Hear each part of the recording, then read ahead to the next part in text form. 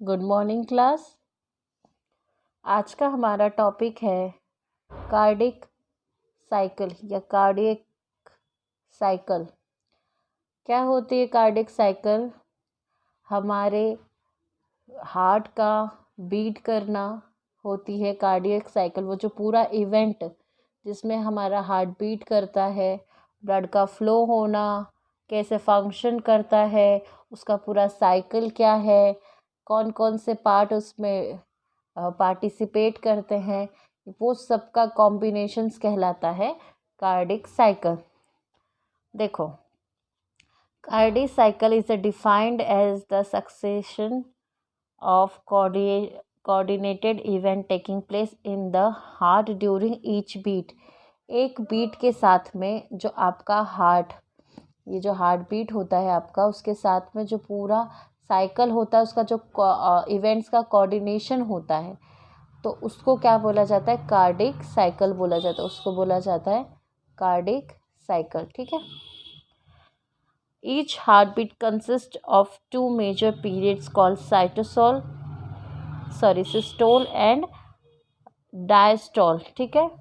तो इसमें दो मेजर पीरियड्स होते हैं, सिस्टोल और डायस्टोल।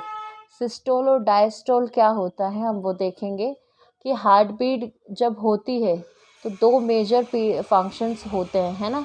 तो उसके टाइम में कैसे वो मेजर फंक्शन होंगे? सिस्टोल और डायस्टोल हो गए।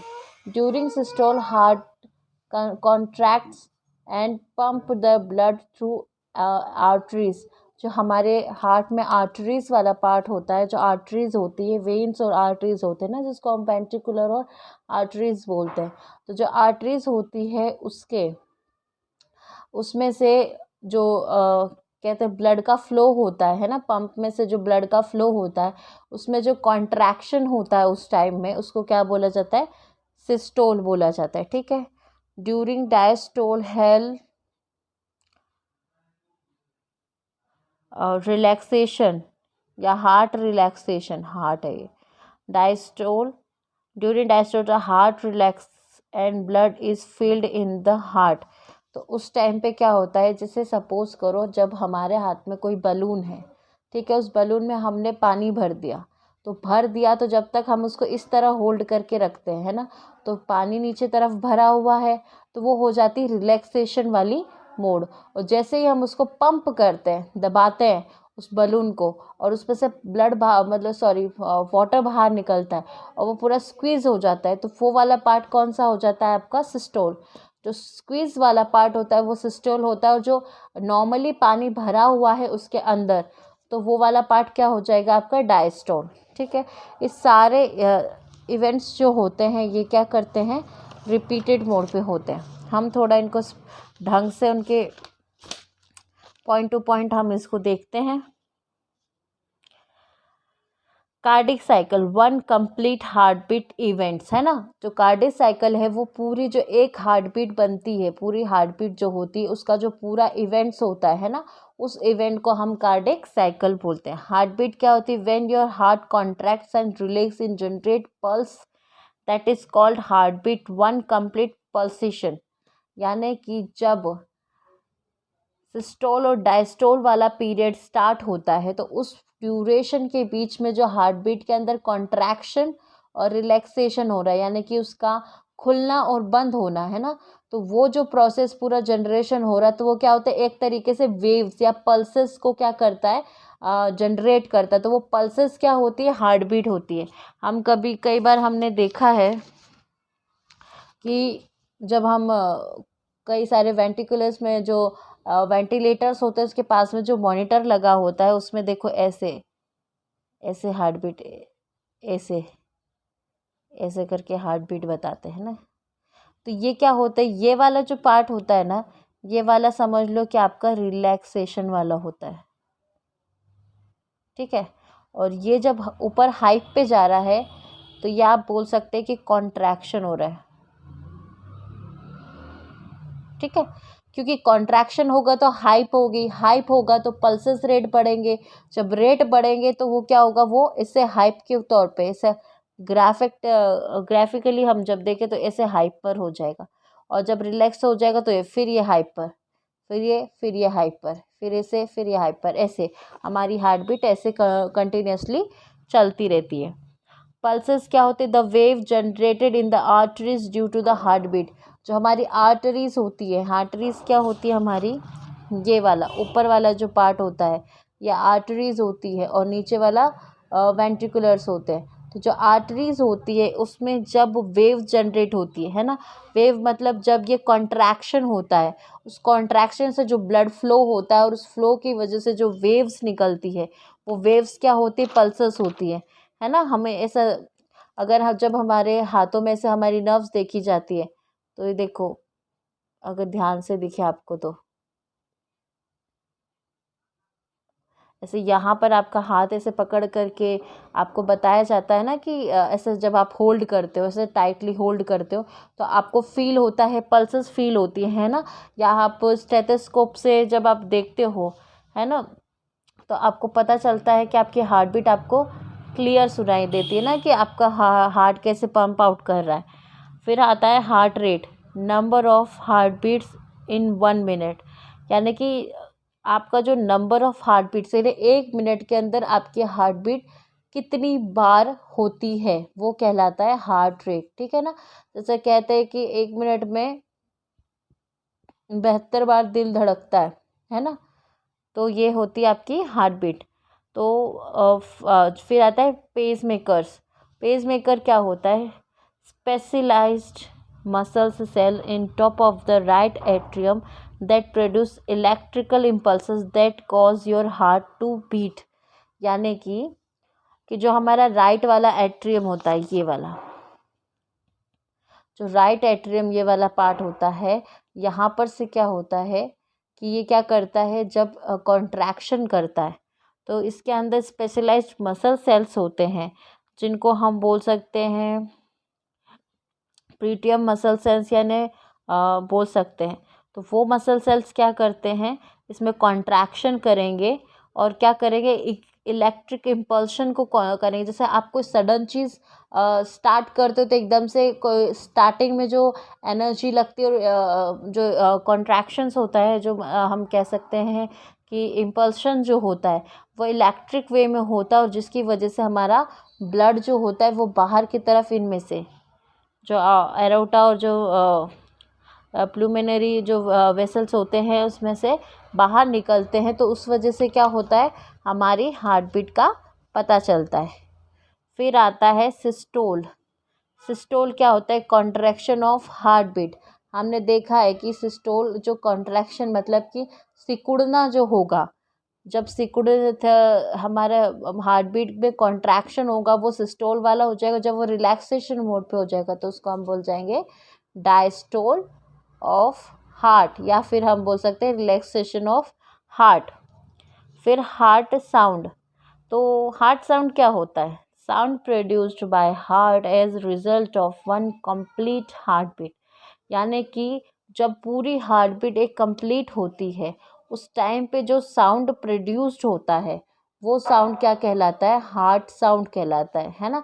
हम कहते हैं कि हमारा दिल धड़क रहा है ना, तो दिल धड़कने की जो आवाज़ होती है, उस आवाज़ को क्या हमें, अगर हम साइंटिफिकली हम उसको देखते हैं तो हमें वो लव डव ऐसे सुनाई देती है।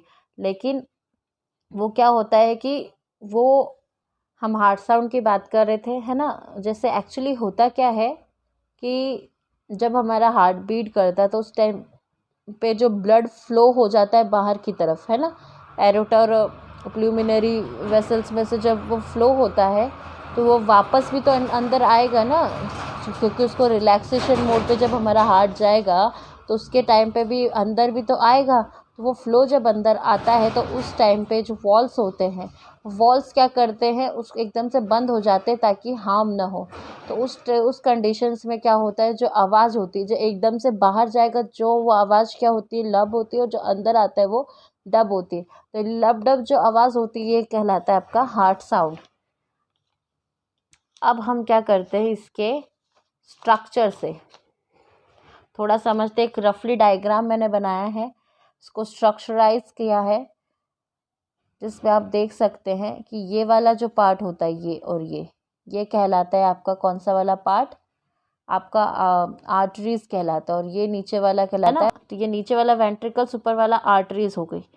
यहाँ पर क्या होता है, पूरे अलग अलग पार्ट होते हैं ना। ये लेफ़्ट वाला पार्ट होता है हार्ट का, ये राइट वाला आर्टरीज पार्ट होता है, ये लेफ़्ट वाला वेंट्रिकल्स पार्ट होता है।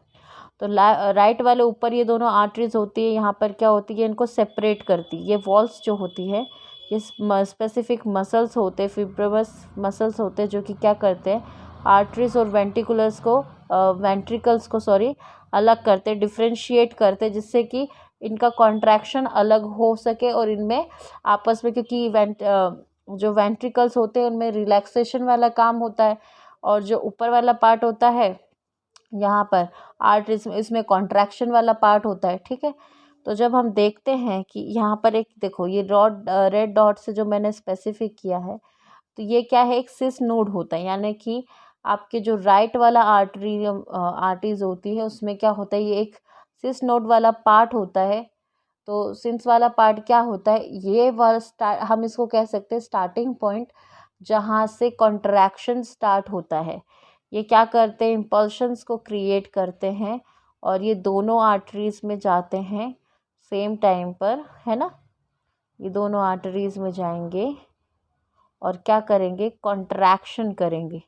तो इनके कॉन्ट्रैक्शन से क्या होगा, दोनों आर्टरीज में से ब्लड का फ्लो बाहर की तरफ चला जाएगा। ठीक है, ये बाहर की तरफ फ्लो होगा एरोटा से, और इनसे ब्लड बाहर चला जाता है। तो जब बाहर जाता है उसके बाद में क्या होता है, ब्लड वापस भी आता है ना। और जो सिस नोड होता है उसमें से जो ये कॉन्ट्रैक्शन बन रहा है, जो फाइबर्स जाते हैं, है ना, ये जो फाइबर्स जा रहे हैं, ये फाइबर्स क्या होते हैं, यहाँ पर एक बीच में और पार्ट होता है, जिसको एक और पॉइंट होता है, यहाँ पर से ये एक अलग से क्या होता है, वेंट्रिकल्स में जाने के लिए अलग से एक पार्ट होता है, जिसको बोलते हैं हम bundle of his. Bundle of his क्या होता है, ये यहाँ पर दो टाइप में ऐसे डिवाइड हो जाता है, क्योंकि एक टाइम पे ये दोनों तरफ नहीं जा सकता, नीचे से ये ऊपर की ओर जाता है। नीचे से ऊपर की ओर क्यों जाता है वो मैं आपको बताऊंगी। क्या होता है कि जब ये कॉन्ट्रैक्शन हो रहा होता है, कॉन्ट्रैक्शन के टाइम पे क्या होता है कि अब कोई चीज़ को तुम करोगे, जैसे सपोज करो बलून है, अब तुमने उसको ऐसे भर रखा है, नीचे उसका हैवी वाला पार्ट है जहाँ पर ब्लड, आप सपोज करो उसमें आपने जो वाटर भरा है, अगर आपने उसको बांधा हुआ है या ओपन भी रखा है, आप उसको स्क्वीज करोगे तो आपको नीचे से आप ऊपर की तरफ दबाओगे, ना कि ऊपर से नीचे की तरफ, है ना। तो कॉन्ट्रैक्शन में क्या होता है कि ये बंडल ऑफ हिस की मदद से जो ये फाइबर्स होते हैं, जिसको हम क्या बोलते हैं, पुरकिंज फाइबर्स, है ना, पुरकिंजी फाइबर्स होते हैं। तो ये फाइबर्स है ना, ये क्या करते हैं, हेल्प करते हैं। और ये होता है एवी नोड, यानी एंटीरियर आर्टरीज और वेंट्रिकल्स नोड होता है। ठीक है, क्योंकि ये ना तो स्पेसिफिक आर्टरीज में है और ना ही वेंट्रिकल्स में है, तो ये दोनों में होगा, इसलिए इसको क्या बोला जाता है, वेंट्रिकल्स एवी नोड, यानी आर्टरीज और वेंट्रिकुलर नोड्स। ठीक है, ये यहाँ पे जो बंडल ऑफ हिस यहाँ पे दो पार्ट में डिवाइड हो गया, और परकिंजी जो फाइबर्स है वो निकल रहे हैं, तो ये क्या करेंगे, इलेक्ट्रिकल इम्पल्शन को क्रिएट करेंगे, और नीचे से स्क्वीज होगा, और ऊपर की, तो जैसे वो नीचे से स्क्वीज होगा वैसे ही ऊपर की ओर, है ना, वैसे ये ऊपर की ओर क्या होंगे, वैसे ये ऊपर की ओर ब्लड का फ्लो होगा। और फिर जब रिलैक्सेशन वाला टाइम आएगा तो वापस से ब्लड इनके अंदर में से होकर के, यहाँ से एरोटा और इनमें से होकर के आता है। तो ये जो क्या बोलते हैं हम इसको, ये जो वॉल है, तो ये वॉल क्या करेगी, उसको ब्लड को एकदम से फ्लो नीचे आने पर रुकेगी, तो ये वॉल क्या होते हैं, क्लोज हो जाते हैं। जैसे ब्लड फ्लो अगेन आता है, रिपीट होता है, तो ये वॉल बंद हो जाते हैं। तो इनके बंद हो जाने की वजह से डब आवाज़ निकलती है, और जब वो स्क्वीज होकर के बाहर जाएगा, फ्लो होगा, मान ले फ्लो होगा, तो तब आती लब की आवाज़, LUB। और जब वो वापस आएगा तो आएगी DUB, जो जब ये इस वॉल पे वो पड़ेगा। अब एक और चीज़ समझने की है, जो परकिंजी फाइबर्स होते हैं, जिस साइंटिस्ट ने दिया था उसके ऊपर ये नाम रखा गया है। तो ये परकिंजी फाइबर्स क्या होते हैं, नीचे से ऊपर की ओर क्या करती है, इम्पल्शन करती, कॉन्ट्रैक्शन करती। क्यों? क्योंकि नीचे से ऊपर की ओर चाहिए होता है ना, पहले ऊपर नहीं जाती, पहले नहीं, दोनों साइड में ये नीचे से ऊपर की ओर जाती है। ठीक है, ये राइट वाला हो गया और ये लेफ्ट वाला हो गया। ऐसे ही क्या होता है, ये दोनों पार्टों में डिवाइड होते हैं और वन बाय वन इनमें क्या होता है, रिलैक्सेशन और कॉन्ट्रैक्शन वाला पार्ट होता है। लेकिन देखो, अब जो आर्टरीज का सिस्टोल वाला पार्ट है, यानी जहाँ कॉन्ट्रैक्शन हो रहा है, तो उस कॉन्ट्रैक्शन में 0.1 सेकेंड का टाइम लगता है, जिसको हम कह सकते हैं डिवीजन और डिस्क्रिप्शन। हम कह सकते हैं कि एक कितने टाइम में आपका जो हार्ट बीट है, कितने टाइम में वो होता है। जो एंट्रीज टाइम पे आर्टरीज के अंदर सिस्टोल होता है, कॉन्ट्रैक्शन होता है, वो 0.1 सेकेंड का टाइम लेता है। ठीक है जी, यहाँ से ये चीज़ें हो रही है, दोनों आर्टरीज में जाएगा, है ना। और फिर जो वी सिस्टोल यानी वेंट्रिकुलर सिस्टोल, यानी कि ये जो नोड्स यहाँ पर से एवी नोड से होते हुए जो नीचे की तरफ आते हैं, है ना, तो इसमें से क्या होगा, 0.3 सेकेंड लेते, क्योंकि एवी नोड से आकर के बंडल ऑफ हिस क्रिएशन होता है, फिर ये नीचे से परकिंजे फाइबर की तरफ ये शिफ्ट करके जाते हैं ना, तो इनमें टाइम लगता है। तो ये कितना टाइम लगते हैं, ये है डायस्टोल है, वी डायस्टोल। तो ये सिस्टोल में 3 सेकेंड्स का टाइम लग रहा है, 0.3 का। और जो वेंट्रिकल्स का जो डायस्टोल्स होता है ना, डायस्टोल में क्या हो रहा है, रिलैक्सेशन वाला काम हो रहा है ना। तो उस रिलैक्सेशन में मतलब ब्लड फ्लो चला गया, फिर वो जो रिपीट में आएगा और यहाँ पर पूरा वो ब्लड भरेगा, तो उस वो वाले पॉइंट को कितना टाइम लगता है, 0.4 सेकेंड्स लगते हैं। तो इसका ओवरऑल मतलब 0.8 सेकेंड, यानी कि कार्डिक साइकिल में 0.8 सेकेंड के अंदर 72 टाइम्स हार्ट बीट होती है। यानी कि 1 सेकेंड के अंदर, सेकेंड के हिसाब से ये सारा फंक्शन चलता है। तो 0.8 सेकेंड में 72 टाइम्स क्या हो जाता है, हार्ट बीट होता है।